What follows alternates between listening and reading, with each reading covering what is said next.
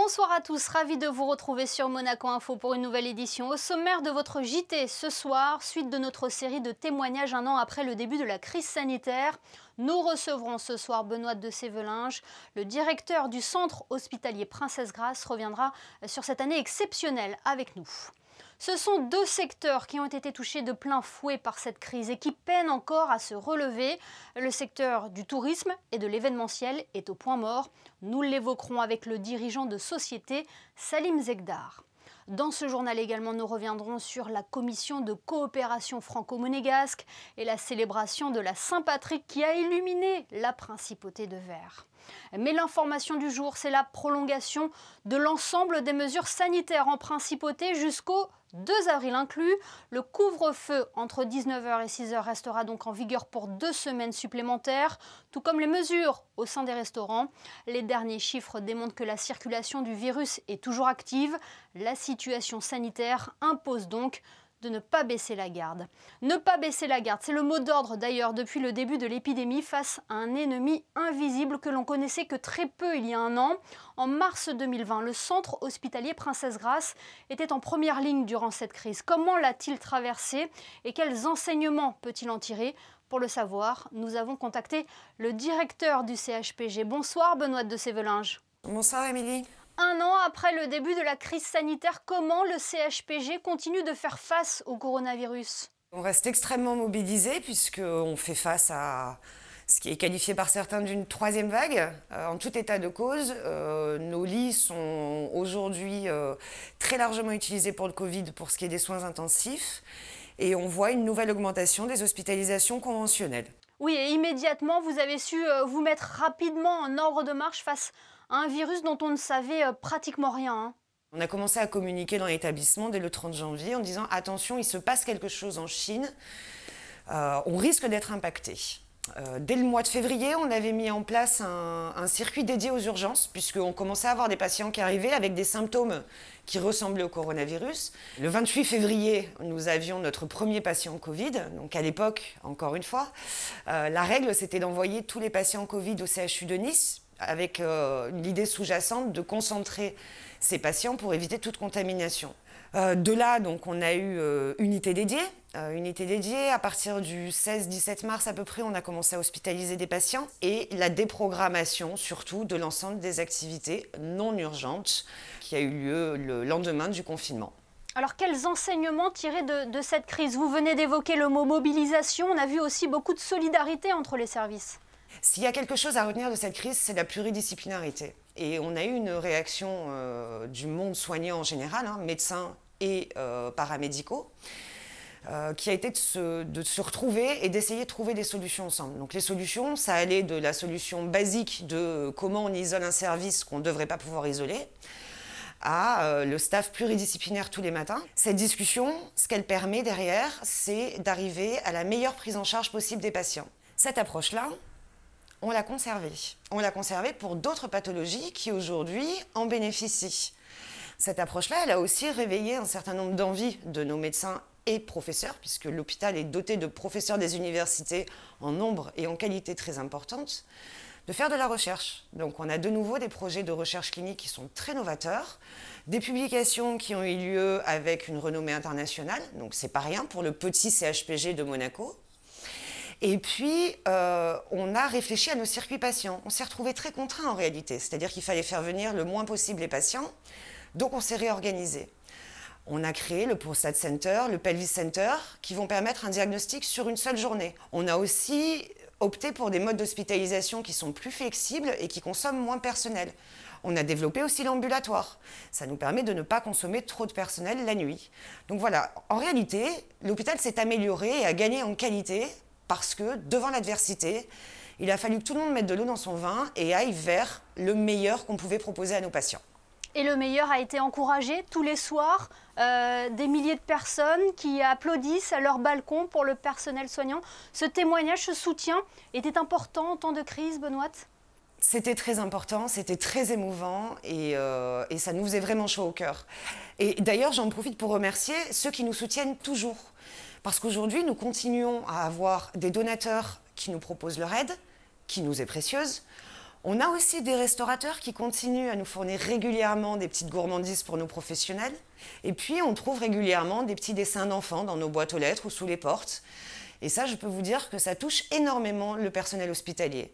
Vous parlez d'isolement, qu'en est-il des mesures prises dans les maisons de retraite? On le sait, ce sont des personnes fragiles, des personnes à risque. Alors, en maison de retraite, on a eu le plaisir et le bonheur de constater une très forte adhésion à la vaccination. Donc, dès ce week-end, on est très content de pouvoir à nouveau accueillir les proches sur des visites une fois par jour, un visiteur par jour. Certes, on reste quand même prudent, mais sur une durée libre. Alors que pour les personnes qui ne sont pas vaccinées, on va devoir garder des mesures beaucoup plus strictes, qui sont une limite de 3 visites par semaine d'1 heure avec un visiteur. Vous le disiez il y a un an, Benoît, qu'il était compliqué d'avoir une visibilité sur la durée de la crise sanitaire. Vous l'avez dit encore aujourd'hui. Avec l'apparition de variants, les pics épidémiques, la France parle même d'une forme de 3e vague. On a l'impression qu'à Monaco, l'épidémie est sous contrôle. Est-ce que c'est le cas et quel est le bilan sanitaire aujourd'hui? Malheureusement, je ne dirais pas du tout que l'épidémie est sous contrôle à Monaco. Pour 2 raisons. Déjà, en une semaine, on a 25% d'hospitalisation en plus, 30% d'augmentation sur les patients en soins intensifs et surtout des services de soins intensifs qui sont saturés. Le profil de patient, il a évolué. Aujourd'hui, les patients qu'on a dans les lits, ils sont plus jeunes, beaucoup plus jeunes. Ils ont moins de comorbidités, voire pas de comorbidité, et ils restent très longtemps, ce qui ne nous donne pas de perspective de vider les lits, entre guillemets, de retrouver de la capacité en soins intensifs rapidement. Néanmoins, on a augmenté de 190% notre capacité d'accueil en soins intensifs.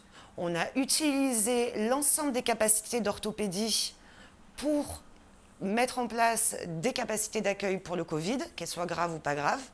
Tout ça pour vous dire que on gère, on prend notre charge. J'entends les mauvaises langues dire qu'on envoie nos patients à Nice. Il n'y en a pas un seul qui est parti, donc c'est assez drôle. Néanmoins, il faut rester prudent. Là, on a 15 jours qui sont déterminants. 15 jours, pourquoi? Parce que 15 jours, c'est le retour des vacances. Et on voit bien que l'augmentation, elle est liée directement au retour des vacances. Et puis parce qu'on aura un petit peu plus d'éléments sur la vaccination, la disponibilité des vaccins et le rythme vaccinal. Encore une fois, ce qui compte ici, ce sont les risques de maladies à forme grave. Si les gens se vaccinent, ils ne font pas de forme grave, ils ne remplissent pas les lits d'hôpital et on peut vivre normalement. Et dans ces lits d'hôpital, on peut y soigner de la cancéro, de l'orthopédie, de la médecine générale. D'où l'importance de se faire vacciner et de toujours respecter les gestes barrières. Merci infiniment, Benoît de Sévelinge, d'avoir été avec nous ce soir pour évoquer ensemble cette année passée, cette année de crise sanitaire. Merci. Merci, Émilie. Et entre confinement, couvre-feu, restrictions, cette année aura été anxiogène et n'aura pas laissé la population psychologiquement indemne de tout ça, comme nous le confiait d'ailleurs en début de semaine le docteur Valérie Aubin, chef du service psychiatrie au CHPG. Et vous, arrivez-vous à garder le moral? C'est la question que nous vous avons posée ce soir. Tout ce que je me dis que ça va pas, je le transforme et je me dis ça peut aller mieux parce que grâce à tout ce que tu vis et ce que tu apprends, tu peux aider d'autres personnes à aller bien. Oui, on est quand même pas confiné en journée, donc on peut quand même profiter, comparé à d'autres pays, quand même du soleil, du parc pour les enfants. On n'est pas, voilà, le fait qu'il n'y ait que le couvre-feu le soir, déjà, c'est bon pour le moral. On a quand même le droit de sortir au soleil, donc c'est déjà pas mal. Il faut le garder, parce que bon, même si c'est dur, mais il faut le garder parce que c'est ce qui nous fait tenir et qui nous donne l'espoir de sortir de ce mauvais pas, quoi. Propager la bienveillance, propager un peu plus d'amour autour de moi, pour mes proches, pour les gens que je rencontre et make someone's day. Ça me permet de me sentir bien et de garder le moral parce que je me dis il y a toujours pire. Il y a eu tout ça, mais il faut être positif, il faut aussi se rendre compte qu'il y a des côtés qui nous ont fait du mal et qui ont été difficiles, mais maintenant je pense qu'on est plus fort, on essaie de tirer des leçons positives de tout ça. De la positivité, en effet, cela fait du bien. Parlons de toute autre chose à présent. La commission de coopération franco-monégasque s'est réunie aujourd'hui au Grimaldi Forum. De nombreux sujets ont été abordés entre autorités monégasques et françaises. Plus de détails dans ce reportage de Vanessa Dessy et d'Alexandra Marangoni. C'est un rendez-vous traditionnel qui permet d'aborder plusieurs thématiques lors de la réunion de la Commission de coopération franco-monégasque. Figurait à l'ordre du jour la question de la négociation en cours d'un éventuel accord d'association entre Monaco et l'Union européenne. Les discussions se sont également tournées vers la santé, le droit du travail, la sécurité, la formation ou encore le transport. Nous avons abordé tous les sujets, y compris les sujets qui n'étaient pas faciles, pour lesquels nous n'étions pas tout à fait d'accord, mais nous l'avons fait dans un très bon état d'esprit. Il y a eu la question financière liée au CTTR entre la France et Monaco. Il y a eu bien sûr les sujets de la coopération en matière sanitaire dans le cadre de la pandémie.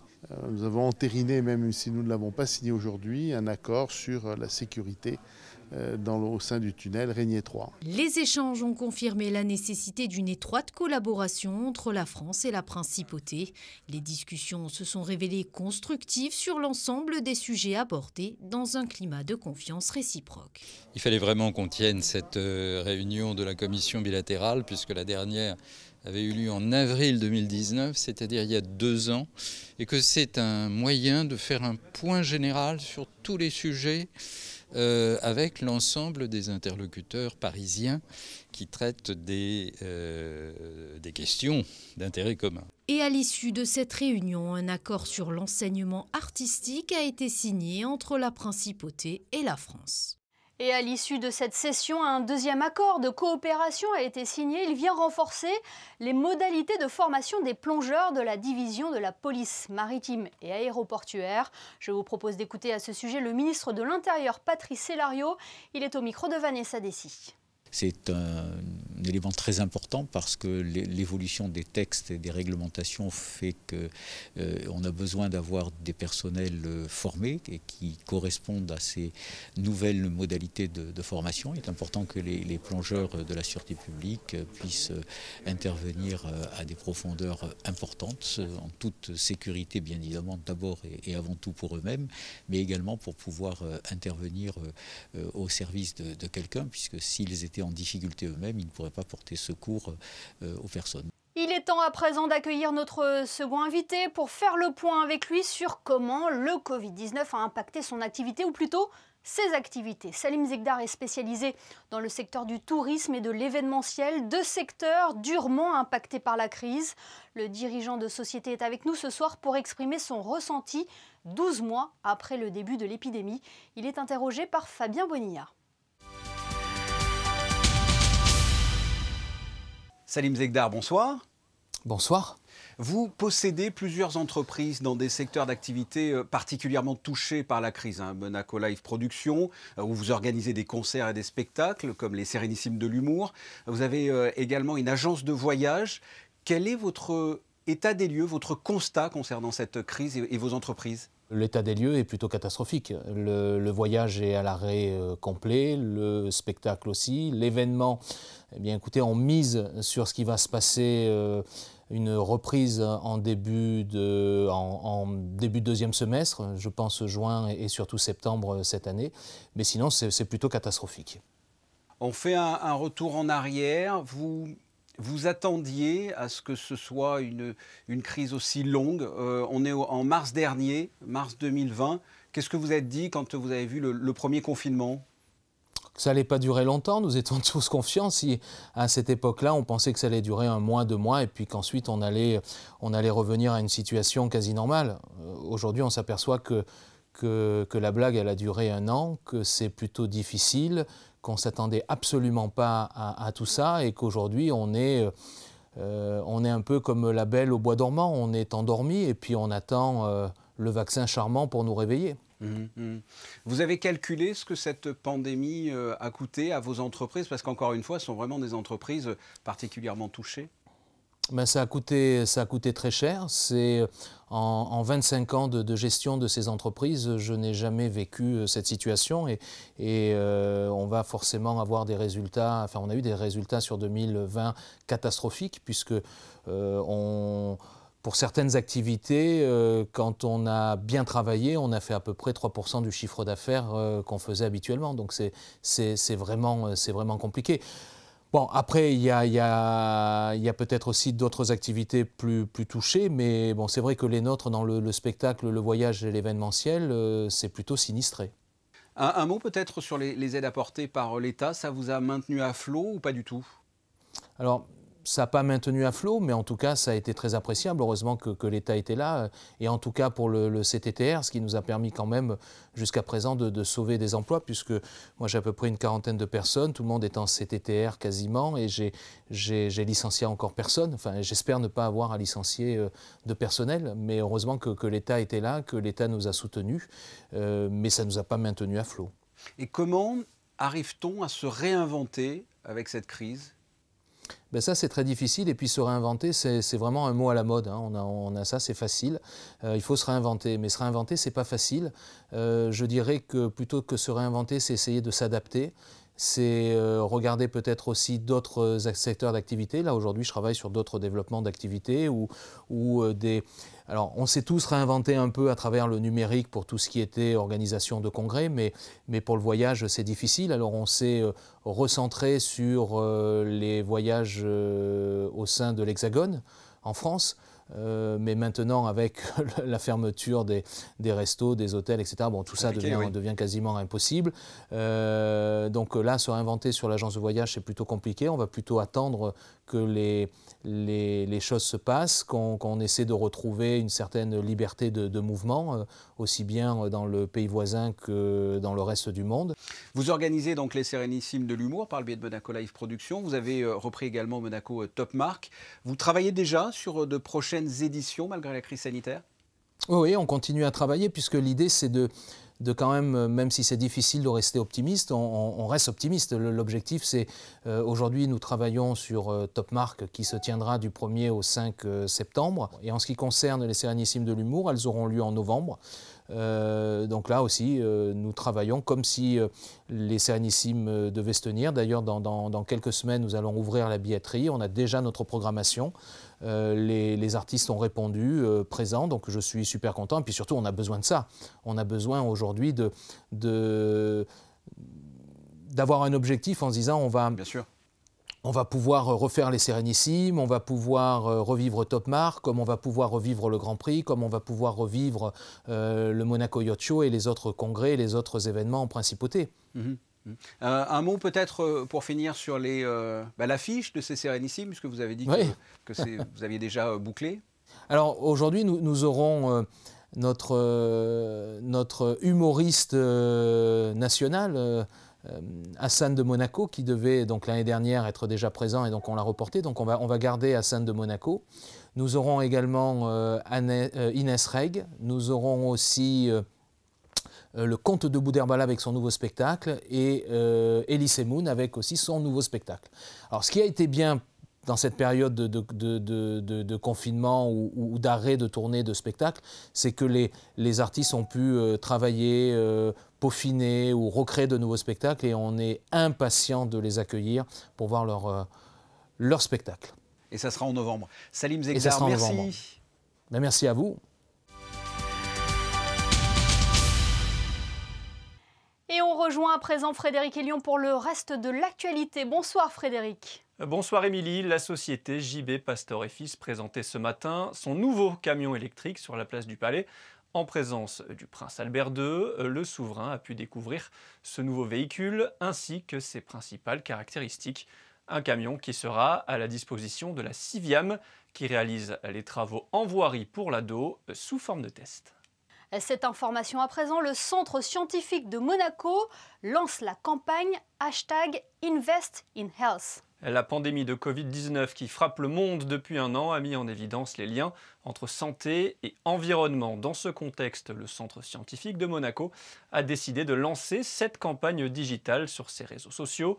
Le concept est simple, des mécènes du Centre scientifique, des entrepreneurs, des sportifs ou des artistes de la principauté mettent leur image au service du CSM en expliquant dans de courtes vidéos pourquoi ils s'intéressent à la science et en quoi il est important de soutenir la recherche. Ces portraits seront diffusés tous les 15 jours sur les réseaux sociaux du Centre scientifique. Et enfin Frédéric, la commission d'insertion des diplômés vient de remettre à ses membres son rapport d'activité pour l'année 2020. Frédéric. Depuis sa création en 2010, la commission d'insertion des diplômés multiplie les actions en faveur de l'avenir professionnel des jeunes de Monaco. Elle est chargée de faciliter l'accès à la vie active des jeunes diplômés monégasques, résidant ou ayant des attaches avec la principauté, en développant des liens avec les entreprises dynamiques et performantes de la place monégasque.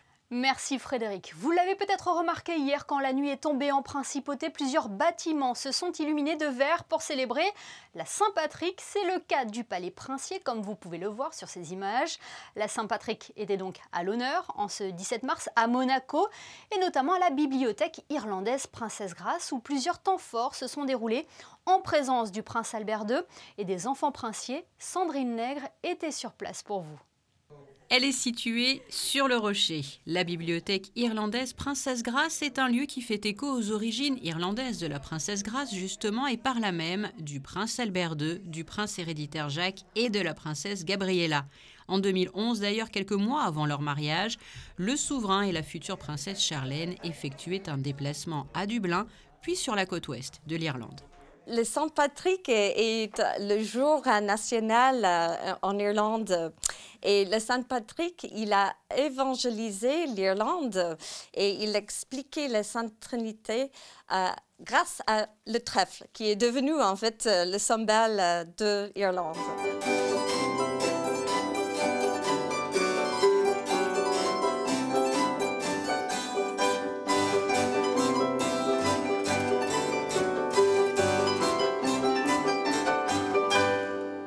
Chaque année, à l'occasion de la Saint-Patrick, les élèves de l'Académie Régnier III exécutent donc des œuvres instrumentales et vocales, une belle illustration des relations qui unissent la bibliothèque irlandaise Princesse Grace aux jeunes de Monaco.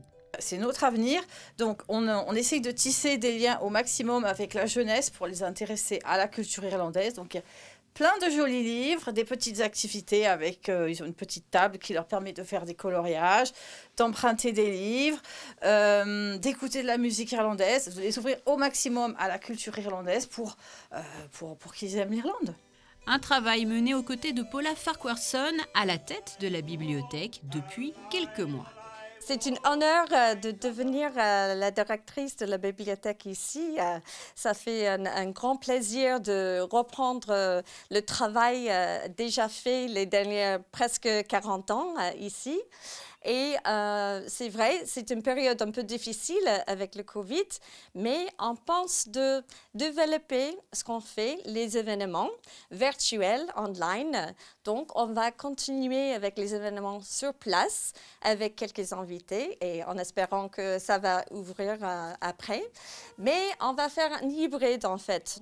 Et sachez que vous pourrez d'ailleurs très prochainement découvrir en intégralité ce récital et les scènes interprétées par les comédiens de la Monaco Ireland Art Society sur le site internet de la bibliothèque, le www.pgil.mc.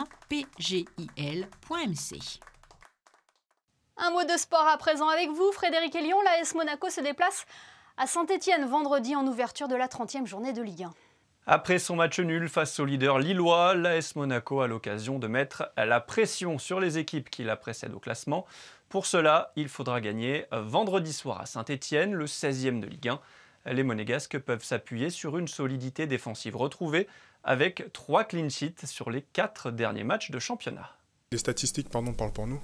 On a enchaîné des matchs en faisant des clean sheets. Donc ouais, forcément, on peut dire qu'on a retrouvé une certaine stabilité défensive.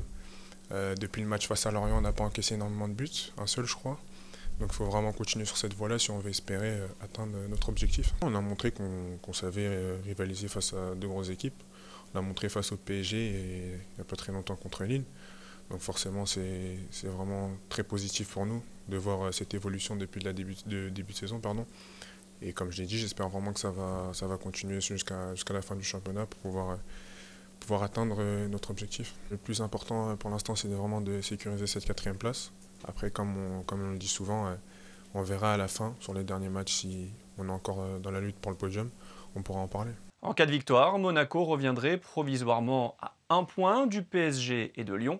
Ces deux équipes s'affronteront dimanche soir à 21h. Sport, toujours en basket, qu'en est-il du match de Jeep Elite prévu face à Cholet samedi ? Après l'annulation du premier match entre la Roca Team et Cholet, prévu lundi soir à la salle Gaston Médecin, en raison de plusieurs cas positifs au Covid-19 au sein de l'effectif choletais. La rencontre de samedi entre les deux équipes était en suspens. La commission sanitaire de la Ligue a analysé le dossier et le match aura bien lieu à Cholet samedi soir. Et on termine par cette annonce concernant le mini-club de Monaco, Frédéric. En raison de la poursuite des travaux de restructuration du complexe balnéaire du Larvoto au-delà de l'été 2021, le mini-club n'accueillera pas d'enfants lors de la saison estivale à venir. La mairie indique sur son site internet que la réouverture est prévue pour l'été 2022. Et il est temps à présent de jeter un coup d'œil sur les prévisions météo pour les prochains jours. Une amélioration est-elle prévue pour demain ? Le ciel sera bien nuageux, Émilie, en première partie de journée, mais pas de pluie de prévu. Le vent va balayer les nuages et quelques éclaircies sont prévues l'après-midi.